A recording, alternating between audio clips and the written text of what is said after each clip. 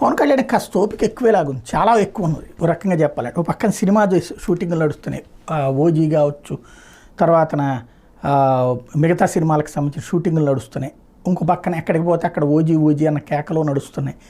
అదంతా ఒక ఎత్తు అయితే ప్రధానమైన అంశం ఆయన వాటి మధ్యలో కూడా గ్యాప్ తీసుకుని మళ్ళీ వచ్చి ప్రజల్లో మమేకమవుతున్నారు. ఏజెన్సీ ప్రాంతంలో, అడవి ప్రాంతంలో తాజాగా ఆయన కంటిన్యూస్గా అక్కడ తిరిగారు అంటే అర్థం చేసుకోవచ్చు. అడుగడుగున అణువణువున ఆయన అక్కడ పర్యటిస్తూ వచ్చారు.